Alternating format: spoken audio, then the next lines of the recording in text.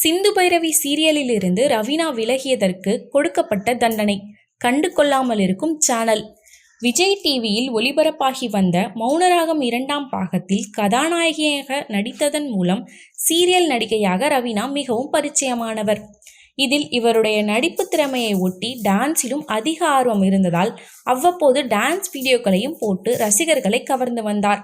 அப்படிப்பட்ட இவருக்கு ரசிகர்கள் பட்டாளமும் கிடைத்த நிலையில் பிக்பாஸ் சீசன் 7 நிகழ்ச்சியில் என்ட்ரி கொடுத்தார்.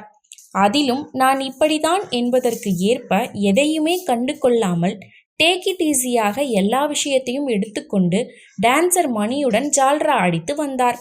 இதனால் பாதியிலேயே பிக்பாஸ் வீட்டை விட்டு ரவீனா வெளியேறிவிட்டார்.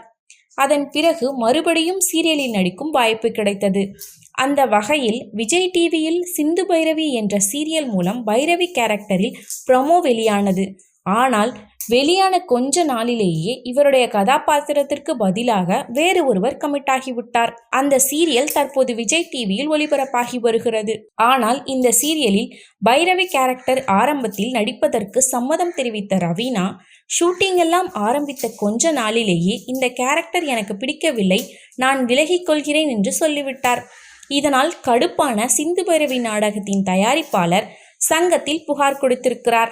அதன் பெயரில் தற்போது ரவீனாவுக்கு ரெட் கார்டு வழங்கும் விதமாக 1 வருடமாக எந்த சீரியலிலும் நிகழ்ச்சிகளிலும் நடிக்க முடியாது என தடை விதிக்கப்பட்டிருக்கிறது. இதற்கு விளக்கம் அளிக்கும் விதமாக ரவீனா என்னுடைய கதைக்கு முக்கியத்துவம் இல்லாததாகவும் 2 ஹீரோயின்கள் சப்ஜெக்ட் என்பதாலும் எனக்கு பிடிக்கவில்லை என்பதால் நான் விலகிவிட்டேன் என்று காரணம் கூறுகிறார்.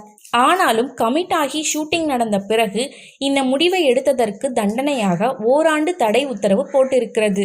சேனல் தரப்பிலிருந்தும் கண்டு கொள்ளாததால் ரவீனா தரப்பிலிருந்து அவருடைய செயலுக்கு வருத்தம் தெரிவித்து மன்னிப்பு கடிதம் கேட்டால் மட்டும்தான் ஏதாவது ஒரு விஷயம் ரவீனாவுக்கு சாதகமாக அமைய வாய்ப்பு இருக்கிறது என நெட்டிசன்கள் கூறி வருகிறார்கள்.